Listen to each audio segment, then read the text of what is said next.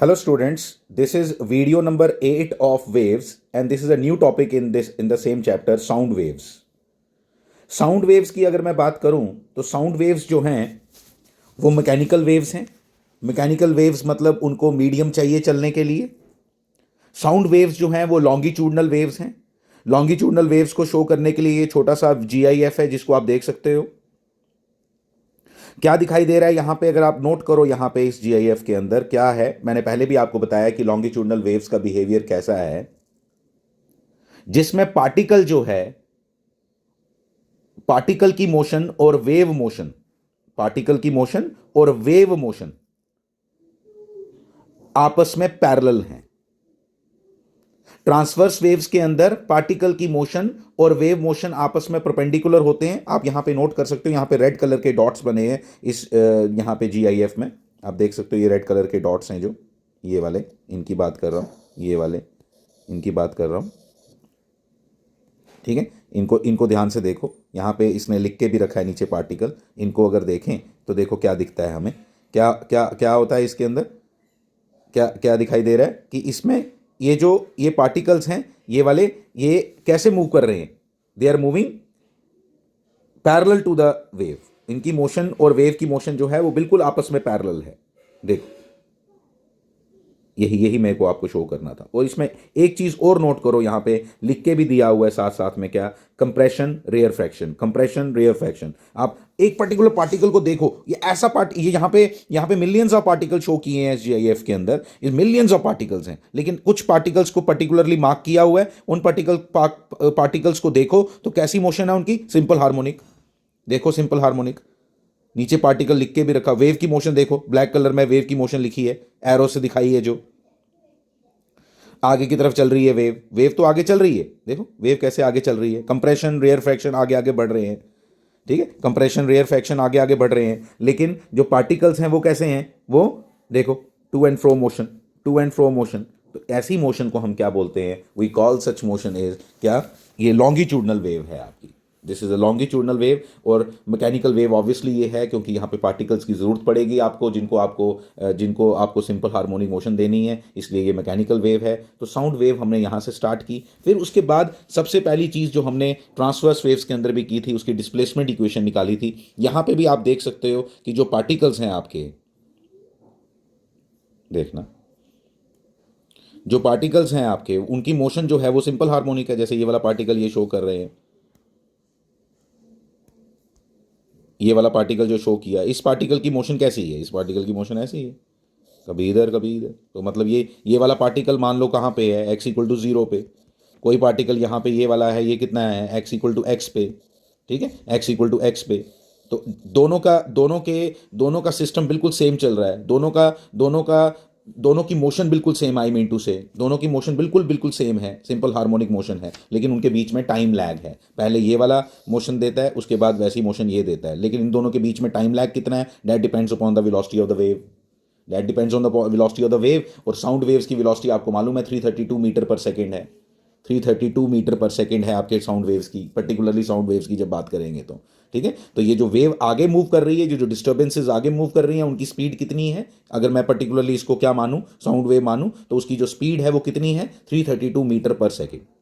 Fine, तो 332 metre पर second. लेकिन ये जो मतलब उसको मैं वेव वेलोसिटी बोल दूंगा, उसको वेव वेलोसिटी बोल दिया मैंने. और वेव वेलोसिटी जो है, और डिस्टेंस कितना है, x, तो x अपॉन वेलोसिटी जो हमने पहले भी ड्राइव किया था, x अपॉन वेलोसिटी करके ये टाइम हो गया. और इन दोनों के बीच में इतना टाइम लैग है. मतलब जो ये काम कर रहा है, ये काम ये पहले कर चुका है, कितनी पहले, t माइनस इतना पहले. तो यहां से हमने इक्वेशन डिराइव की थी ट्रांसवर्स की. उसी तरह से इसकी भी equation, displacement equation of sound waves जो है वो बिल्कुल बिल्कुल सेम है. उसको मैं अभी लिखूंगा, आप उसको अंडरस्टैंड करना. बिल्कुल सेम है, बिल्कुल सेम, कोई डिफरेंस नहीं है उसके अंदर. उसको देखते हैं और उसके बाद प्रेशर वेव के ऊपर भी मैं बात करूंगा, क्योंकि यहाँ पे प्रेशर की वेरिएशंस हो रही हैं, तभी कंप्रेशन और रेयर फ्रैक्शन बन रहा है. इसलिए कंप्रेशन की यहाँ पे प्रेशर वेव की बात करेंगे कि प्रेशर के जो डिफरेंसेस यहाँ पे क्रिएट हो रहे हैं उसके ऊपर भी बात करेंगे.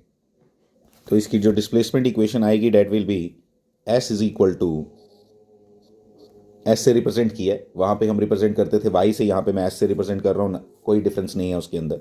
ठीक है, S is equal to, displacement wave है ये, S is equal to S naught sine, same concept पे, omega T minus K X, यही आपने की थी। इनिशियल फेज अगर हम जीरो मान लें तो ये इक्वेशन बन गई डिस्प्लेसमेंट इक्वेशन। ठीक है, अभी हम प्रेशर वेव की इक्वेशन डिराइव करेंगे। ठीक है, प्रेशर वेव की इक्वेशन डिराइव करते हैं और उसको अंडरस्टैंड करते हैं।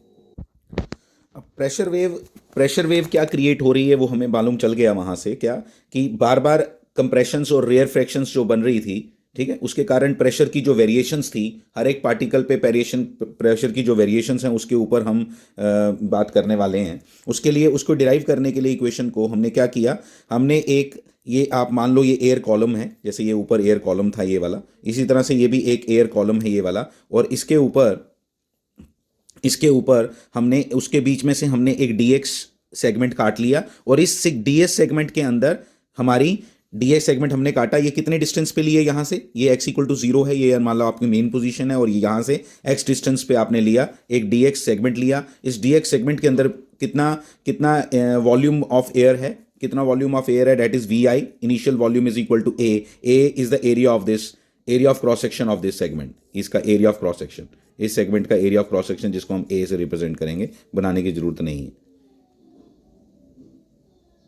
ठीक है, अब देखो, अब इसके अंदर इनिशियल वॉल्यूम ये आ गया। अब हमने क्या किया, अब ध्यान से सुनना, हमारी जो डिस्प्लेसमेंट की इक्वेशन है, दैट इज, लिखते हैं उसको, एस इज इक्वल टू, ध्यान से समझेंगे भी उसको, S not sine omega T minus K X sine S is equal to S naught. अब ये किसकी डिस्प्लेसमेंट है, ये उस पार्टिकल की डिस्प्लेसमेंट है। दिस इज, लिख लो आप इसके साथ, this is the displacement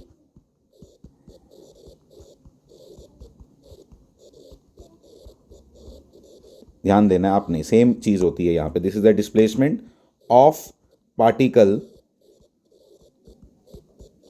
eight position x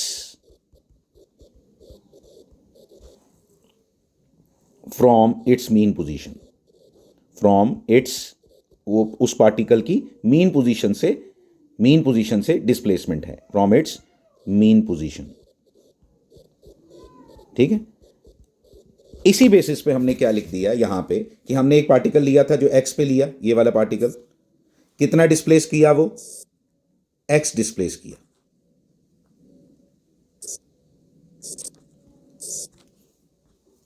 S displace किया, और जो इसके साथ यहां पे dx दूरी पे पार्टिकल है, जो इसके साथ dx दूरी पे पार्टिकल है ये वाला, वो कितना डिस्प्लेस किया, वो एस नहीं करेगा, हर एक का सेम फेज नहीं होता, उसका डिफरेंट होगा फेज, उसको हम लिख देते हैं कितना, उसका लिख देते हैं S plus something else, ds plus ds क्यों लिखा, क्योंकि हमारा ये जो इस पार्टिकल और इस पार्टिकल के बीच का गैप है, दिस इज वेरी लेस, तो ये हमने ले लिया।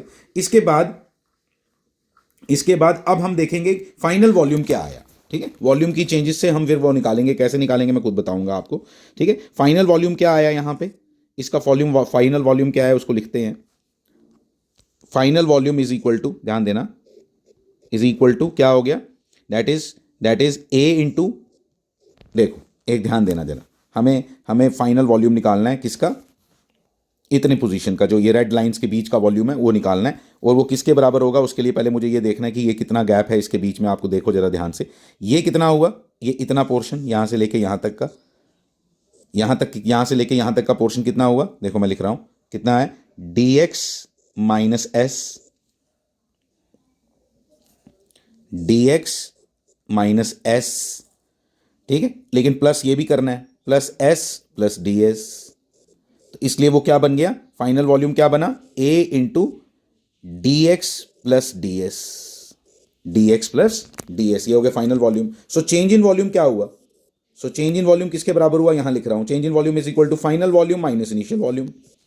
फाइनल वॉल्यूम क्या है आपका, a dx plus s, sorry plus ds minus a dx, आपका इनिशियल वॉल्यूम जो ये है ऊपर लिखा हुआ मैंने। ठीक है, यहां से ये आ गया, इक्वल टू क्या बन गया, a ds, ये आपका चेंज इन वॉल्यूम आ गया।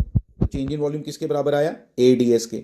फिर मैं आप एक चीज के बारे में बात करूंगा, बल्क मॉडुलस ऑफ इलास्टिसिटी। ठीक है, बल्क मॉडुलस ऑफ इलास्टिसिटी आपने पढ़ा होगा, जिसको हम रिप्रेजेंट करते हैं बीटा के साथ, इज इक्वल टू होता है माइनस, वहां से प्रेशर और चेंज इन वॉल्यूम का रिलेशन है आपका बल्क मॉडुलस का, minus change in pressure upon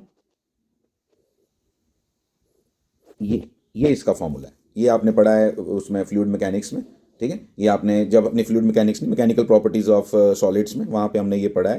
तो वहाँ पे इसको बल्क मॉडुलस जो हमने बल्क प्रॉपर्टीज ऑफ मैटर पढ़ा था, वहाँ पे हमने इसको स्टडी किया हुआ है, बल्क मॉडुलस ऑफ इलास्टिसिटी को, ठीक है। तो किसके बराबर होता है वो, ये pressure upon change in volume, minus इसलिए लिखते हैं क्योंकि वॉल्यूम जो है वो कम हो रहा है, इसलिए। अब देखो यहाँ पे हमने लिखा जब, तो इसका इसका क्या बन गया रिलेशन इसके साथ, देखो इसका बन गया डेल्टा पी इज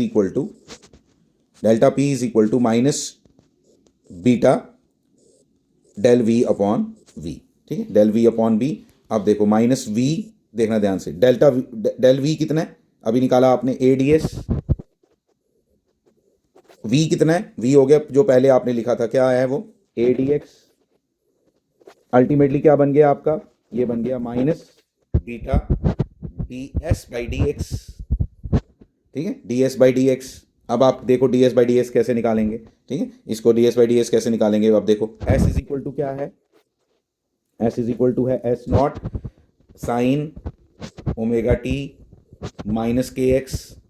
तो D S by D X किसके बराबर होगा, that will be equal to minus K S not cos omega T minus K X, ठीक है, ये इसके बराबर आ गया, क्योंकि विद रिस्पेक्ट टू एक्स किया आपने, तो विद रिस्पेक्ट टू एक्स किया तो के बाहर आएगा, ये तो कांस्टेंट हो गया, इसको कुछ नहीं करना, तो माइनस के बाहर आएगा, ठीक है। साइन का डेरिवेटिव कॉस होता है, लेकिन फंक्शन का भी डेरिवेटिव लेना पड़ता है, तो इस फंक्शन का derivative with respect to X क्या होगा, माइनस के, ठीक है। तो यहाँ से आ गया आपका, फिर मैंने यहाँ लिखा क्या, delta P change in pressure किसके बराबर आया, the change in pressure will be equal to minus minus cancel करके बीटा के S not cos omega T minus K X, ठीक है। और इसको हम लिख सकते हैं क्या, delta P not maximum change in pressure, ये हो गया मैक्सिमम चेंज इन प्रेशर, ये मैक्सिमम वैल्यू, एम्पलीट्यूड होता है ना, ये एम्पलीट्यूड होता है, तो delta P not cos omega T minus K X, ठीक है। तो इसको, ये इतना आ गया, फिर इसके ऊपर आगे बात करते हैं अभी। तो ये जो दो इक्वेशंस हमने डिराइव की ना, कौन कौन सी, एक हमारा आ गया एस इक्वल टू, इसको समझते हैं ज़रा, ये किसका क्या मीनिंग होता है, S is equal to S not sine omega T minus K X, एक हमने ये डिराइव की। ये हमें क्या बताती है ये इक्वेशन, ये हमें बताती है, वेव इक्वेशन तो है ये, लेकिन आपने क्या बोलना है, ये डिस्प्लेसमेंट की इक्वेशन है, डिस्प्लेसमेंट वेव इक्वेशन है, ठीक है। तो डिस्प्लेसमेंट वेव इक्वेशन हमें ये बताती है, अब डिस्प्लेसमेंट ऑफ अ पार्टिकल क्या है, ये displacement of a particle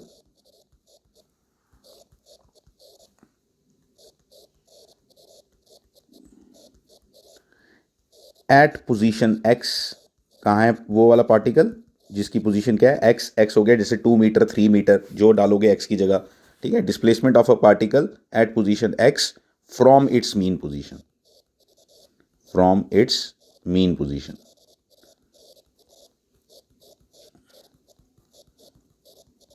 from its mean position. और एस नॉट उसकी मैक्सिमम डिस्प्लेसमेंट है, मतलब एम्पलीट्यूड जो है वो ज़्यादा से ज़्यादा कितना डिस्प्लेस कर सकता है, एस नॉट, ठीक है, ये हमें समझ आ गया। फिर उसके बाद दूसरी इक्वेशन हमने डिराइव की डेल्टा पी की, delta P is change in pressure.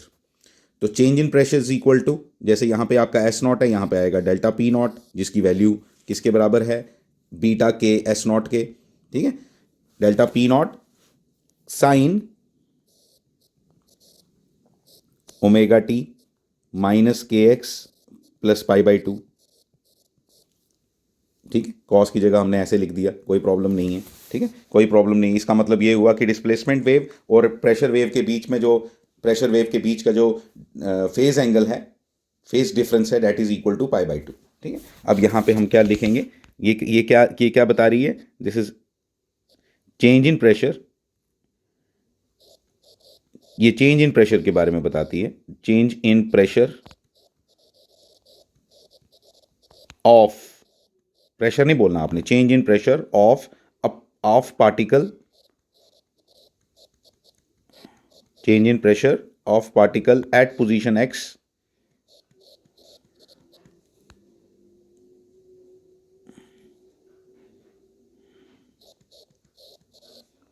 at position x from its initial pressure.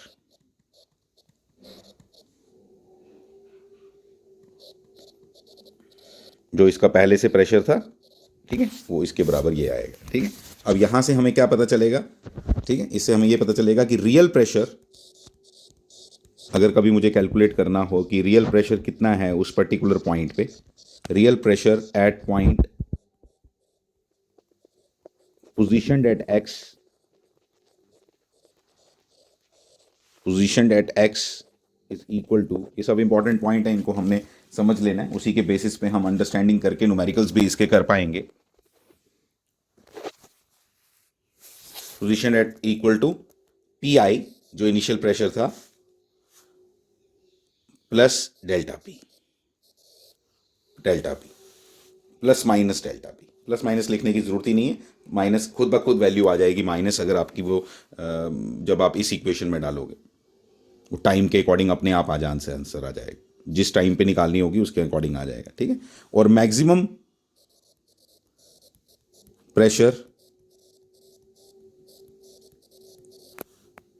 Pressure is equal to क्या होगा?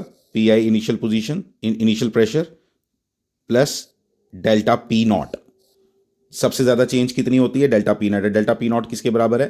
बीटा के एस नॉट के। ठीक है, और minimum pressure is equal to P I minus delta P not, क्योंकि आपको मालूम है ऊपर नीचे दोनों जगह ये चेंजेस आएंगी। ठीक है, तो ये आ गया आपका, ये इसके बारे में आपको मैंने बता दिया, ये प्रेशर से हमें क्या क्या इन्फॉर्मेशंस, प्रेशर वेव से हमें क्या क्या इन्फॉर्मेशंस मिलती हैं। ठीक है, अब एक एग्जांपल के तौर पे मैं आपको बताता हूँ।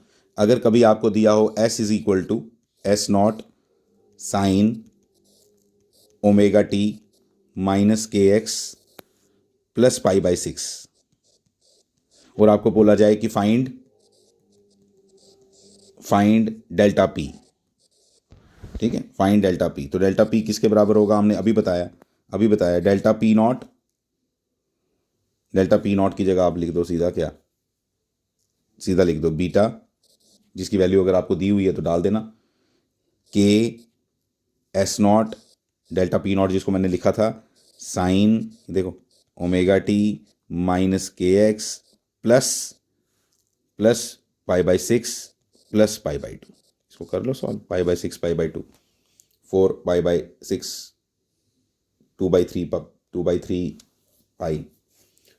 पाई, 2/3 पाई हो गया ना, 2/3 पाई हो गया, यस 2/3 पाई, करेक्ट। 90 + 30, 90 + 30 120 डिग्री, तो ये लगभग ये 120 डिग्री। तो पाई की लैंग्वेज में कैसे लिखेंगे उसको? लिख दो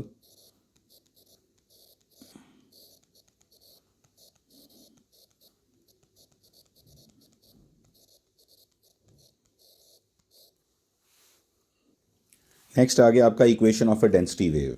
ठीक है, तो हम इस तरह से देखते हैं, डेंसिटी किसके बराबर है? Density is equal to mass upon volume. ठीक है, मैं इसको डिफ्रेंशिएट करूंगा क्योंकि चेंज इन डेंसिटी हमने निकालना है, ओरिजिनल डेंसिटी कुछ है लेकिन हमने चेंज इन डेंसिटी कैलकुलेट करना है, तो इसको मैं डिफ्रेंशिएट करूंगा with respect to volume. Answer क्या आएगा? -mv², -mv²।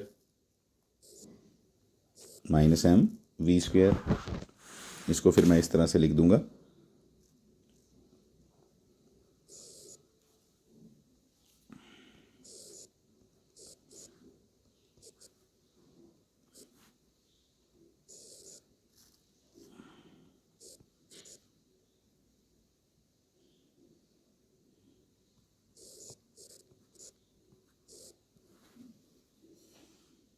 ठीक है, m/v, और v इसके नीचे लिख दिया इस तरह से, dv को उधर ले गए, तो यहाँ से आपको क्या मिल जाएगा? Equal to minus rho. ठीक है, ये रो है, डेंसिटी है, और dv/v हमने पहले भी ऊपर लिखा था, dv/v, dx/dx के बराबर आया था। ये देखो, ये तो किसके बराबर आया था? ds/dx। ठीक है, तो वहीं से हम इसको देख लेते हैं। ठीक है, किसके बराबर आ गया ये? ds/dx।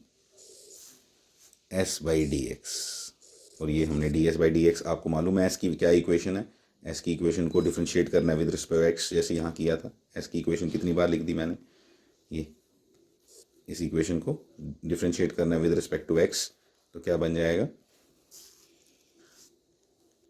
माइनस कैंसिल हो जाएगा, मालूम है आपको कैसे, ये लो लगभग सेम इक्वेशन आती है इसकी भी, देखने में सेम। ये चेंज इन डेंसिटी की इक्वेशन है ये। और जैसे हमने चेंज इन प्रेशर के बारे में बात की थी, ये बिल्कुल चेंज इन, यहाँ पे भी कॉस आया, वहाँ पे भी कॉस ही आया था, ठीक है, अगर डिस्प्लेसमेंट की इक्वेशन में साइन हो तो ये आपने ध्यान रखना है इस चीज़ का। ये सारी इसकी कहानी थी जो हमने इसमें सारा पढ़ा, ठीक है। यहाँ से साउंड वेव्स के बारे में हमने स्टार्ट किया। नेक्स्ट वीडियो में हम कुछ और बातें भी डिस्कस करेंगे। Thank you very much.